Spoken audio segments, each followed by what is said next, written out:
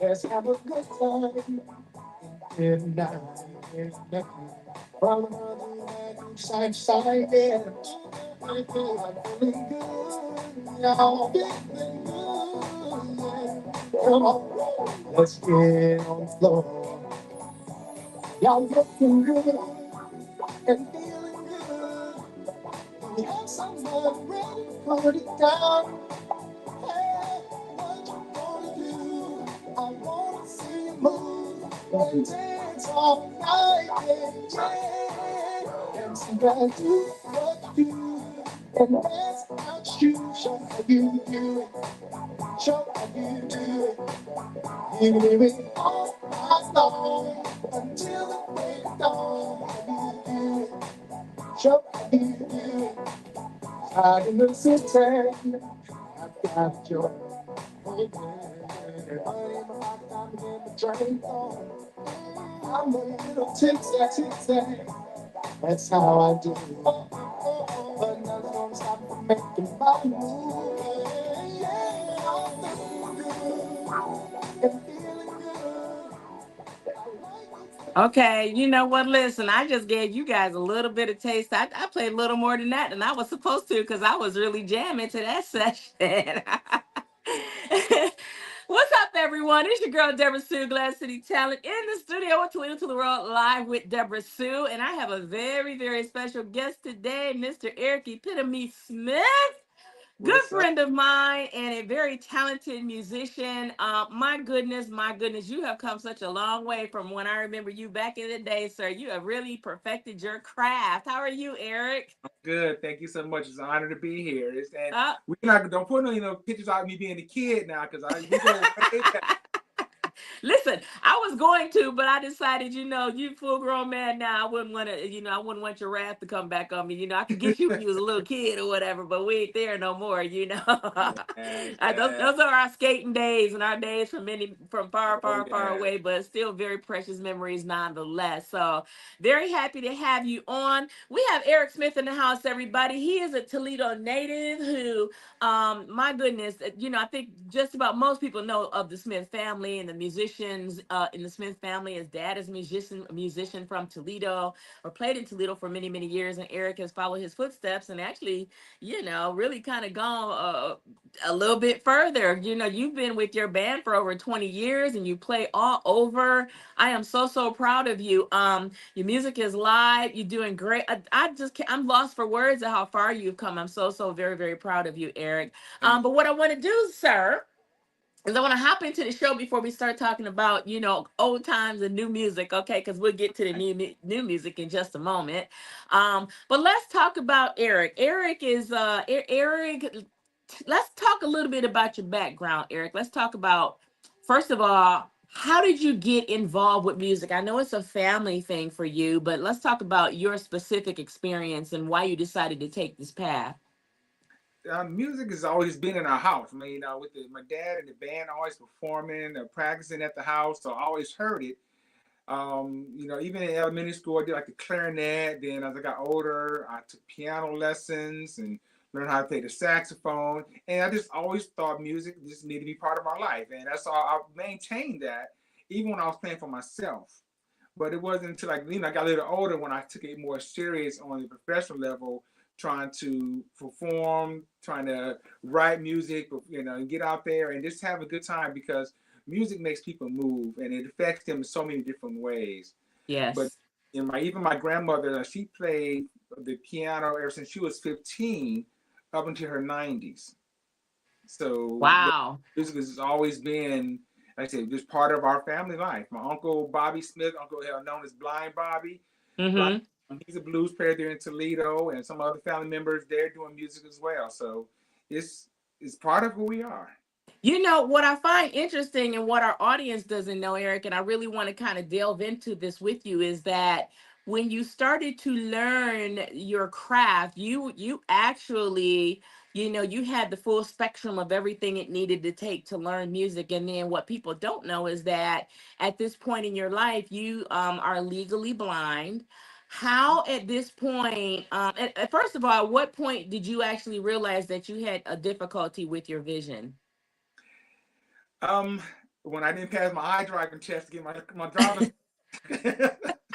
Like, what you mean I can't drive? Because there was my parents had a '79 Buick Mercedes, white with a red rag top. I just knew I was gonna cruise in that bad boy.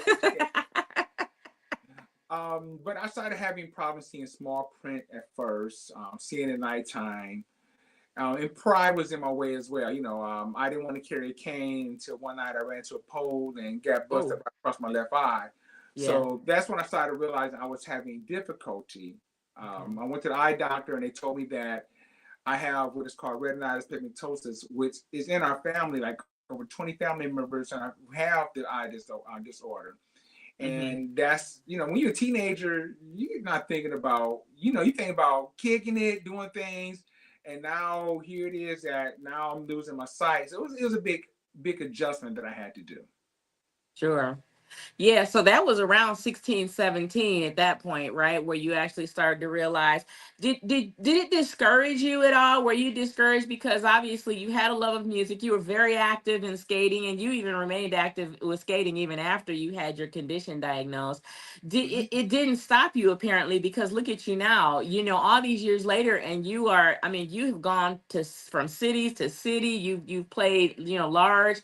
You've played behind, bigger names. Obviously, it didn't discourage you, but deep down inside, did it make you feel more determined to do what you wanted to do? Were you that guy? Well, I've always been determined whether my sight was good or not. I believe in being around positive energy, positive Mm-hmm. people. My parents were always positive. My dad was like, "Are you doing your best? As long as you do your best, that's all we ask of you. Continue to do your best." My mom has always been a great supporter as well. My younger brother Antoine, older brother Al, so they know I'm more of the go getter kind of, have that go get mentality. Mm-hmm. Yes, there's been days where I feel a little, I'm not gonna say sad, but it's like, man, I wish I can see that to experience it like everybody else. Sure. Or there's certain things you want to see, but if I go on a vacation, if I'm somewhere and I hear my wife describe maybe the view and the scenery, and she does a great job with Mm-hmm. describing it, but there's sometimes I say, man, I wish I can experience and see what she's seeing. Sure.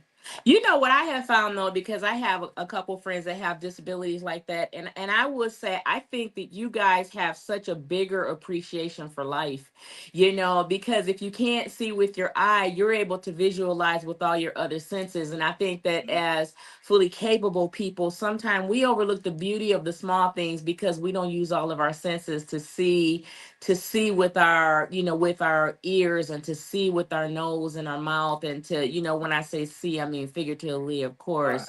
To be I remember when I went to overseas, and I was able to smell the air and the water, and how different it smelled Mm-hmm. from American soil, and I appreciated how clean the air was, and how how soft the sand felt on my fingers and stuff. So you have a unique experience, and one thing I can say about you is that I know your family. You're a very supportive family, a very loving family, and I think that you're probably one of the most special people that I know, to be honest with you. But let's get to the music now. When you left, because when did you leave Toledo? Because you ventured outside of Toledo in your adulthood, right? Yes. I came to Atlanta. Oh, I think I lost the channel. You're here. I can hear you. Okay, oh, okay, good. Yeah, so I moved to Atlanta in '92. When I turned 21, I knew I was going to leave Toledo. Didn't know where I was going to go for. I had like five, 6 cities that I was interested in checking out. But ATL was known for Jack the Rapper. They were known for the face record. I mean, the music scene was like really jumping down here, Mm-hmm. and the weather's warmer. So I had, so I came down here with the opportunity of fresh start, working, doing music, and I didn't get into music like I wanted to right away. I did work with a few artists behind the scenes just so I could learn, Mm-hmm. but it wasn't until like 2001 is when I really started getting out and performing. I learned how to play the bass, and that's when that changed of my dreams of moving to an ATL started happening in the music scene. Sure. You know, you and I have that kindred spirit, and I sang for many, many years, and one of the things I can say is I agree with you. Music is universal. You know, people have it's this language all its own, and one of the things I can say just from playing with a couple of bass players and the drummers, you need no language for that, because if you're a singer, like I'm a singer, you can relate. I don't care who's playing it. I don't care who's on that. You can hop in there, especially in your jam sessions, and you can really kind of groove together and not even know each Mhm. other. Yeah. Um, but now let me ask you, because you've gone from doing something like that to now having, what is it, a 10-piece band, 10-piece or 8-piece? Well, we can be as low as a four piece if they just want a quartet, all the way up to nine, eight to nine, and if the client wants a full horn section, then we can be a 10-piece as well. Okay, okay. And I say that, guys, to my listening audience, because Eric's band obviously is for hire. It is a full piece band. It is a full performance band. Like I said, I opened the show with one of his songs, and I'm gonna play another one in just a few minutes here. And they're fantastic, you guys. I mean, they play, social shows. They play corporate shows. They play private shows. A little bit different than what we're used to here in Toledo. Even though he's from Toledo, out in Atlanta, you get hired for specialized things, and he happened to fall right into a really good niche in Atlanta, where their band is pretty much in demand there. And so not just Atlanta, but other places, larger cities. So, you made a good move going to Atlanta. And I know I've been in Atlanta many, many times. I've taken some of my artists to Atlanta under Glass City Talent. We've done some performances there. Went out to the raceway and did performances over there in a couple of the clubs and radio stations. So Atlanta is the place to be, especially if you plan on doing something like what you're doing, Eric, because if you've got a good head on your shoulders, you can really make some good contacts and get some good music and good money out there. That's correct. Yes. Yeah. So let me ask you this: growing up, because obviously your dad was one of your mentors, I should say, and then your Mhm. your your relatives and so forth. Let's look at the music industry. Who's someone in the music industry that you feel like was somebody you wanted to emulate, or if you had an opportunity today, right now, to meet and talk to, who would that be? Well, I met a couple of bass players that inspired me to really stay funky and stay in that pocket. Yeah. So I'll talk with about the musicians first. Marcus Miller. He's been playing. He used to be with the Saturday Night Live band. Him and Gerald Albright. Not Uh Gerald huh. Albright. And I had a chance to meet him a few years ago and told him, you know, my style of playing, some of the challenges. And he said, "Hey man, you stick with it and keep." He was just so positive. Sure. Um, and then when I met Victor Wooten, he and I were cracking jokes on each other because I realized he was as short as he is. He's cracking jokes on me. I'm cracking jokes on him. So I thought that was just like a great experience. Yes, that's amazing, and those are big names that you mentioned as well. If there was someone in the industry that, because what, to be honest with you, I don't think there are many people in the industry that have a sight disability other than what, Stevie Wonder, right? If But if yeah, there are a few other people. But yes, I would love to have the opportunity to talk with Stevie. Now, to do a show with him would be amazing. If I Of just did course. half of a song, but there's some things I'm sure that there's tools that he have used in the past when he was creating music.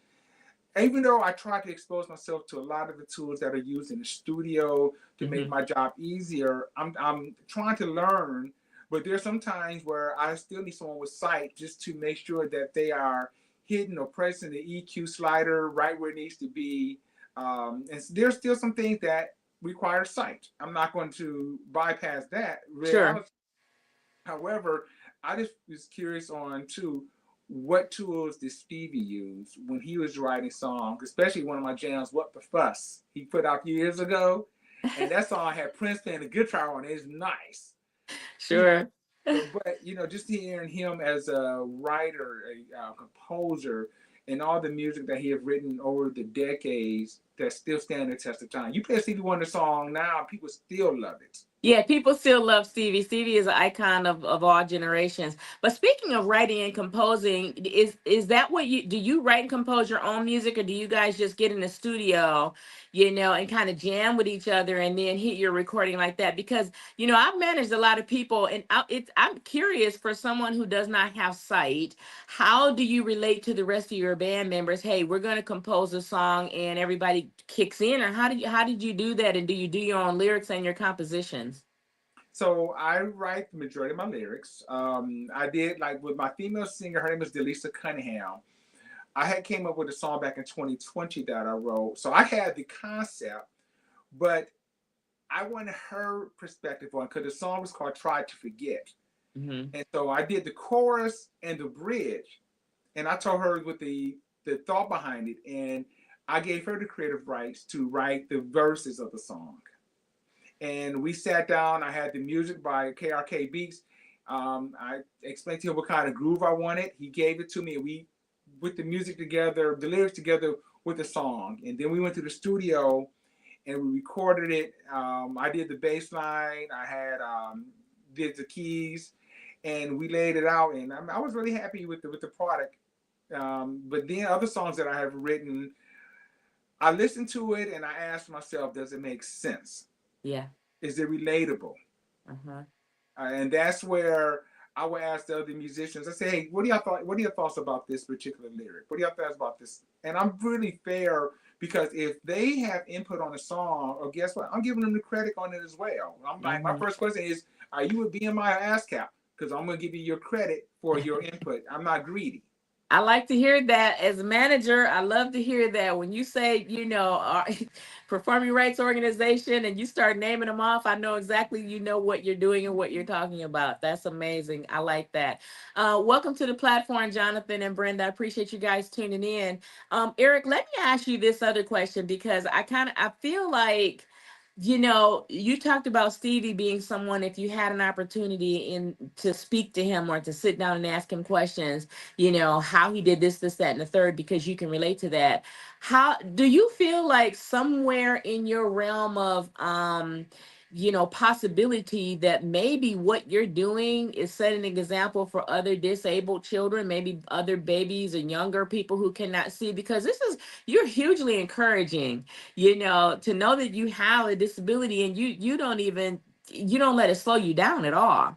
Now, I love helping people, for one. Back about 5 years ago, I created an organization that help. In fact, it's called Leoto, which stands for Living Every Day on Their Own. Mhm. And we try to help people who are losing their sight, lost their vision, or like how to read Braille, or how to use their cell phones. If you wanted to call an Uber, we teach you how to use those devices, assistive technology, to assist, so that way they can gain a level of independence. Mhm. As a matter of fact, coming up in a couple of weeks, we have a graduation of 11 students who learn Braille, been with us for the past year learning Braille. Wow. And it's so when and I think, to me, one of the most inspiring stories, I had a lady call. She said, Eric, will you teach me Braille? Some people said that I'm too old to learn Braille, but I don't follow what they say. I want to learn Braille. She was 94 years old. Oh, wow. And Amazing. when she graduated, oh my goodness. I mean, it was just so emotional, because she was determined. And she called me the other day. She's 96 now, 90 going on 97. She said, Eric, I'll be 97 in September. Okay. And she said, I still got my Braille. I'm like, That's amazing. Jonathan made the comment, yes, when there's a will, there's a way. Absolutely, Jonathan. I've known Eric for many years, and I've known him from when he could see, fully, to now. Now, Eric, you you can see like shadows and stuff, right? You just can't oh, see like yeah, definitive objects, right? correct. I can see like the shadows, like the room that I'm in. I can see where the light is. But if you were to make a face, I mean, I won't be able to see that. And, but yeah, that's all I can see at this current time. Okay, yeah. So at least somebody's around you. So that's really good. How do you manage to not have a little bit of an ego as good as you are? How do you not have a little, because I mean, you're good looking, you're from a great family. I mean, you got the stature, the physique, the looks, the talent. How do you manage to keep yourself leveled and keep yourself out of that, the hole that so many people fall into and they get lost in the sauce, I like to say it, but you're very grounded. How do you manage to stay grounded like that? My wife. Okay. Okay. She, because she reminds me, it's all about sharing and giving and not taking. Yeah. It's So always the women. The women will always hold you down. I love that because we guys, always say behind a good man is an even better woman. So the shout out to your but wife. you know what I like about her because she's very secure. I mean, I gotta give shouts out to Gwen. We did a show one evening and we got off of the stage and all these people were around want to take pictures of the band. And there's about 5 or 6 women taking pictures. They said, hey, we didn't get a picture with you and your instrument. You need a picture. And she just stood up to the side and just waited patiently. Because her mind said, I know who he's going home with. That's So right. but when I get done with a show or performance, no matter what I do, I try to record most of our shows, and I can listen to what I messed up on and what I can do to improve. Because how Hmm. can I encourage the band to be better if I'm not trying to be better? Yeah. Uh, and I'm willing to always accept criticism. They say, "Hey, man, your notes are a little bit too twangy or too loud," And I'm like, "Thank you," because we sound as a unit. I want us to sound good for the audience, and I ask Sure. myself, if I was in the audience, what do I want to hear? What would sound good to Hmm. my ears if I was in the audience? Yeah, and you have such a large ensemble of people. Welcome to my stage, Derek. What's up, family? I appreciate you joining us as well. Have a very special guest. This is Eric Epitome Smith. He is a musician, a pretty accomplished musician, if you will. He's from Toledo. He's in Atlanta, right? Georgia, I should say Georgia right now. What Shout part of Georgia? out, well, graduated from Liberty High School. I can give my shout out to my alma mater, even though it's not there anymore. But There I know. you go. All right. There you go. But Eric has very special talent, guys, and he is he has no sight, if you will, but he is a very accomplished musician. And I've known him for years, and I'm just so proud of where he is and how far he's become. And so I had to get him on my stage. How did you manage to put such a large band together, there, Eric? Um, the law of supply and demand. So when the band started, we were a 5 piece. And then as we grew, like I said, my original saxophone player moved to New York. He's teaching school in New York now.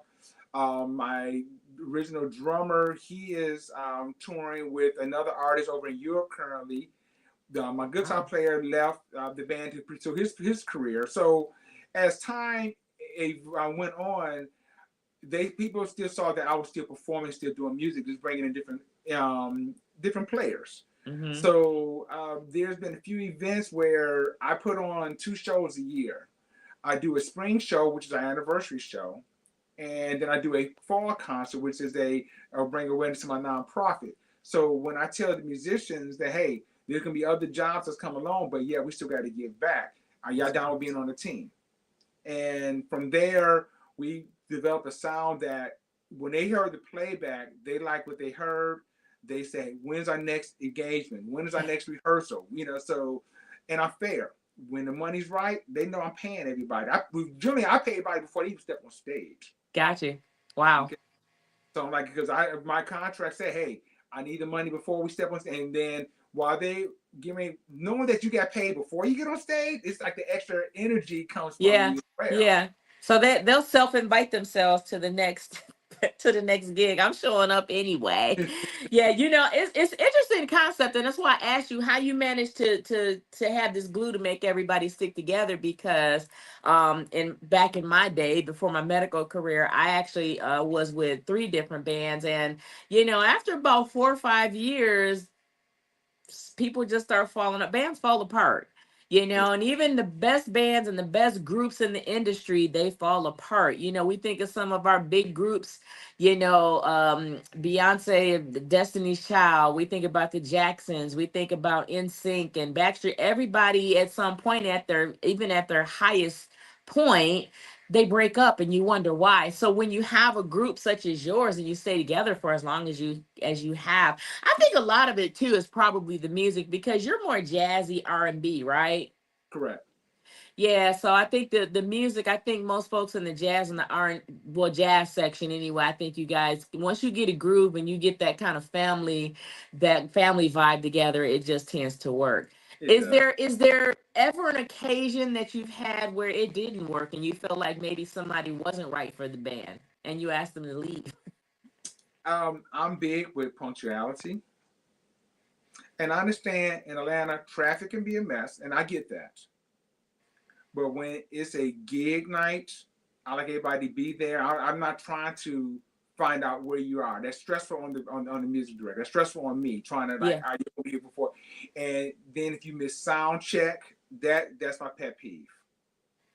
You know, Mm-hmm. we don't want to. You're not as harsh as the Temptations group where you start docking people. Are you that guy? I was saying no. I don't jock. However, I'm very reasonable. If things happen, I get that. Uh-huh. But there's been a couple of people where I had to let them know. For one, I had one guy cuss me out on stage, Mm. and I was like, "Man, let's play the next song, then we'll take a break." They're like, "We only played for a song. It's okay. We'll be right back." Yeah. We went outside. I let that person say everything he had to say. Cussed me out left to right, up and down, and he wouldn't even get a word in. So when he finished, I said, "Can I say something now?" He said, "Yeah, what you got to say?" I said, "Pick up your stuff and go. You're fired." Wow. Because you're disrespectful. I'm trying to come to you correctly and be respectful to you because you weren't feeling the best when we got on stage, and you have the nerve to be unprofessional in front of the audience. You can say, well, to me, it's one thing, but when you're unprofessional in front of the audience Yep. and in front of the owner who hired us, I can't work with you. Yes. That's the way to go, honestly, because that extra tension in a group will tear the group apart, actually, when you don't have mutual respect for each other. So I appreciate how you run your show, sir. You're definitely professional. You definitely do what you do.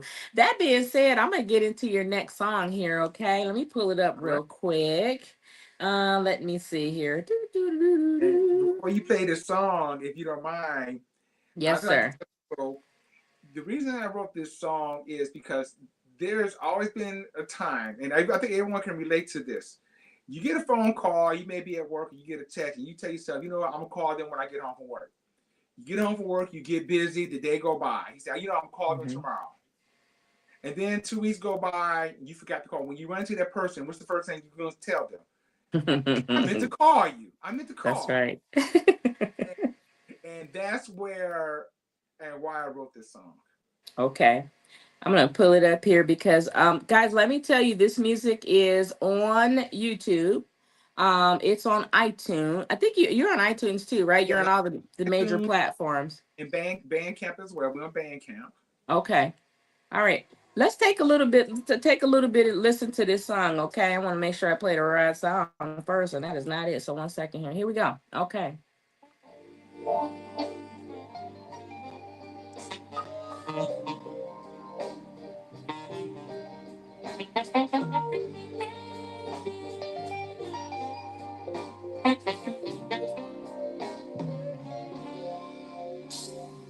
Life can be so hectic, crazy and bizarre.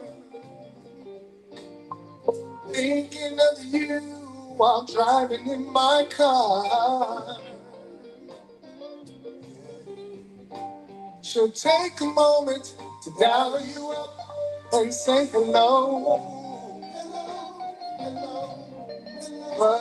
But the day went by fast. Where did the time go? Some may text, that is their choice. Nothing can replace the sound of your voice. I meant to call across my mind to know how it is. Ran out of time, one thing after another. No excuse at all. My thoughts are not my actions. I meant to call.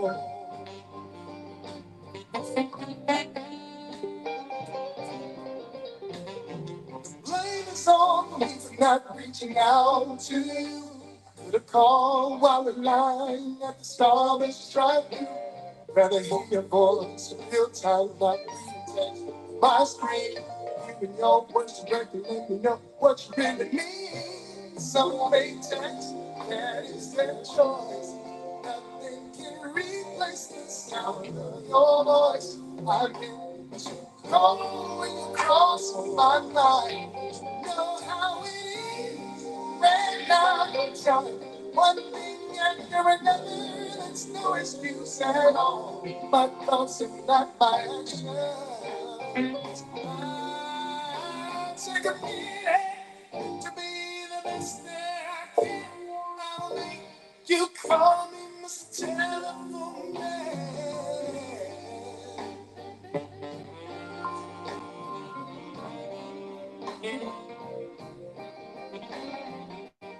Okay, you know what? I've added both of these songs to my playlist. I'm gonna tell you right now, I am absolutely in love with both of these songs. But this one right here hits home. This Yeah. one right here is I love this song because you know something. Every last one of us are guilty of meaning to call someone else, and days and weeks pass by. And we get caught up. And your emotion in this song just tells me, I really did mean to call. I promise on God I meant to call.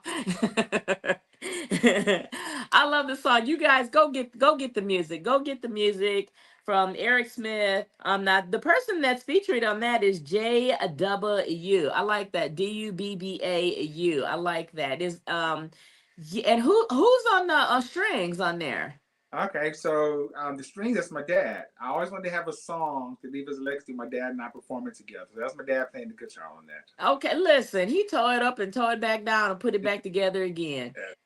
Now, Yes, he did. And I am such a detail. I love listening to every nuance of a song, and that includes every instrument. I actually can feel wait for that bass to kind of hit me up under the bottom, and then I listen for all the rest of the nuances.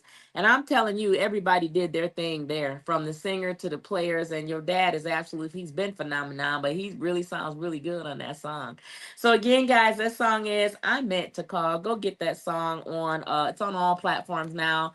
Eric and I were talking a little earlier on the platform about, what it takes to make a dollar on trying to get some money off the social platforms when you can take that same dollar, each and every one of you that's tuning in on the platforms, Instagram, Facebook, YouTube, all, the five different, go get it. Just download it for 99 cents, guys. It's well worth the money. Trust me. And you contributing to supporting music and supporting the love of music, and you're supporting a really good band. When I say I've been around all music and I've managed all types of music, and I would tell you that this is the music that will forever be preserved in time. Jazz will be around forever. R&B blues will be around forever. It's the foundation of music anyway. yeah. So So, Eric, yep, I saw you going to say something. Go ahead, yeah. hon. So what I like to say too is JW is Jerry. He went to Macumber. So he's another Toledo artist. He and I have been friends. I mean, he sung at my wedding. I was there at his wedding when his kids were born. We've been friends since the 80s. Oh, nice. So to work with Jerry, he, even though he lives in Chattanooga, Tennessee right now, he's also a constant professional. I call him and Mhm. say, "Hey Jay, we got to work on this part right here." He would do a call with all the singers. He says Eric wants to have the harmony on the bridge a little tighter. And so I give him the ball. He goes for it. Yeah, it sounds like it. It's so nice to have something. I agree, Derek. That is an absolutely nice song. Because Derek's been in that position before. I'm too, Eric. Derek and Eric. I have both of you guys. Now I'm gonna tongue tie both of your names up from the rest of the show. But anyway, very nice song. Thanks for the compliment, Derek. Appreciate that. So Eric, let's talk about where you are in the future. What's up next for you? Well, this week I'm trying to fire the grill up, get my grub on.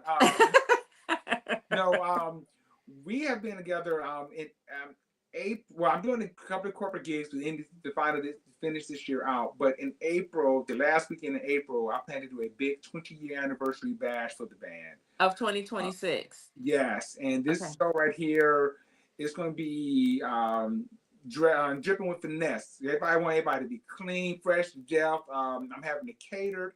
So with your ticket, you get a meal. You go to the bar, you get a complimentary drink from the bar. I got some of the best bartenders that make what is called the Apple Crown Martini. Oh. All right. If you're driving, only have one.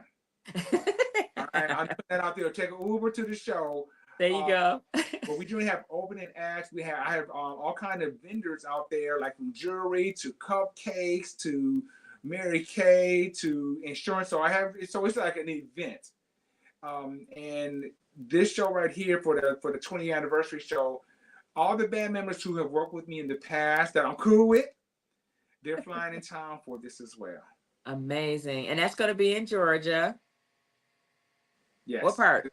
It's going to be at Atlanta Metropolitan College, which is a college down on the south side of town. Okay. We will start promoting that around February. So we start promoting. Mm-hmm. And I generally put everything on social media. I do evites. And I tell folks, if they want, they can just reach out through or DM me directly through social media. And we let them know when the shows are coming up. And it's crazy because our VIP section sells out within a matter of the first week. Which is why my name has to be in there first, because I need to get down there and get to that, Right. So your VIP, Don't you let that sell out without my name being in there. I got you. Okay. So we got the extravaganza next year. Are you going to do any holiday specials for anybody like local, any corporate shows, anything you got coming up that folks need to know about? Well, we're doing something for one of the hospitals down here. They have their big fall gala, but that's not open to the public. That's only for the people who work at the hospital and for their clientele and for their employees. And that's really fun. They just gave us a 3-year contract with them. I'm excited about that. Beautiful. I'm looking at doing a show December the 6th or the 7th. It's a place called The Perfect Note. I'm waiting to hear back from them if they can allow us to do that gig as well. And like I say, I travel. I love to travel. So whenever I'm traveling, if like early this year, I was in Greece, and I got a chance to do some karaoke. I cannot sing, but I can sing. But I had so much fun that I won the karaoke contest. Oh wow! Look at you. So when people were like, "So do you do this?" I said, "So that gave me a chance to let them know what I'm doing in the States." So I would love to have the opportunity to perform in another country. But once again, to do an 8-piece, 9-piece band to go, it can be quite expensive. Yeah, for sure. Well, that being said, I'm gonna try and get you guys down here for my jazz show, at least for a jazz appearance. At least you, maybe 2 or 3 others, get you down and come on home, and because I know you're going to bring everybody out in Toledo, because you have a huge following in Toledo, because you're from Toledo, obviously. So, to my viewers and my listeners, hey, let me know how that sounds. Hit me up and let me know if that's something I should do. I'd like your input, but when I make my mind up about something, I'm probably going to do it anyway. So we usually do it in late September. So I want to make sure I don't clash with anything that you have coming up, but I'll give you some details on that. I'd love for you to come back home and let's do a show. That's cool. I'll get my Gino's piece on the way there. I'm good. There you go. I love it. So let's talk about how folks can reach out to you then, Eric. How can they reach you and how can they get your music? Obviously, I mentioned a little bit of it, but let's let you do that. Okay, so of course on iTunes and also on Bandcamp, they can buy directly right there if they like to. And of course, we're on Spotify, YouTube, and all those different platforms where you stream music. I do ask that if you stream it, even if you hopefully we like for you to buy the song, but if they stream it, tell 5 of their friends to tell 5 of their friends, and everybody stream it. So that way, it shares the music with everyone. Because I would love to get the music on a global scale in other countries. I know in Europe they love American soul music. They love that jazz and R&B that we have over in Europe. Yes.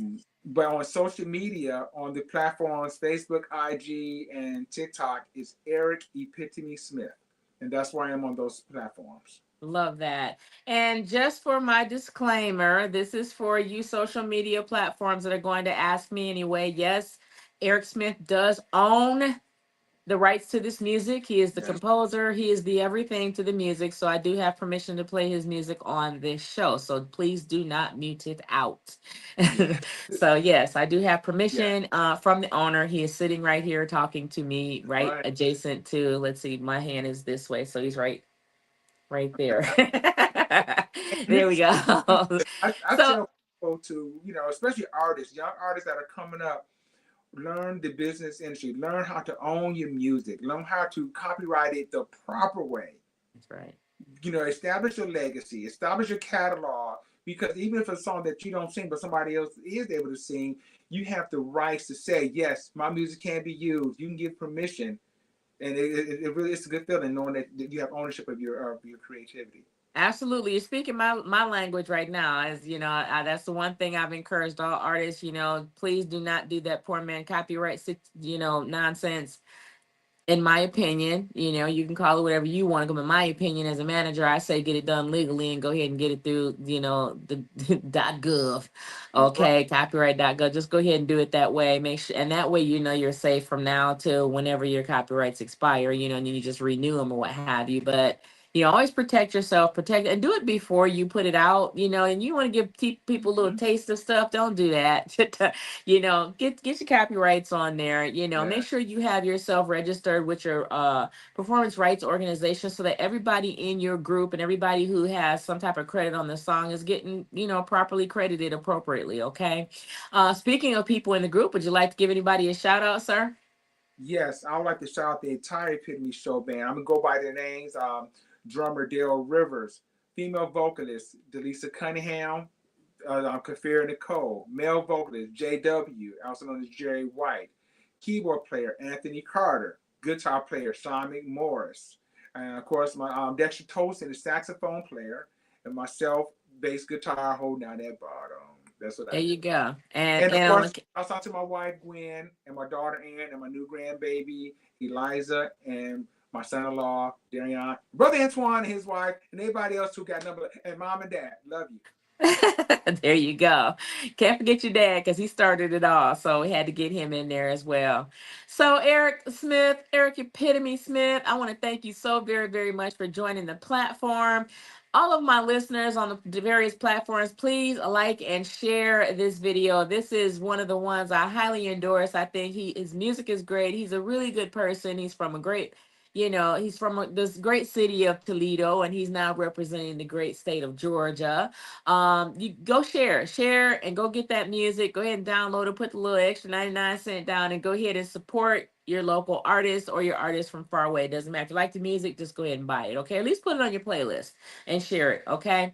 Thank you so much for joining me, sir. I look forward to seeing you again. I'm going to have you back on the show for sure. And in the meantime, put me on that VIP list. I And I'm got hoping to see and talk to you again soon. Thank you again so much for joining Toledo to the World with DebraSue, and we will talk again soon. Thank you to my audience for joining, and we will see you again next week. Have a good one, everybody. Take you. care. Thank you, Eric. Thank you.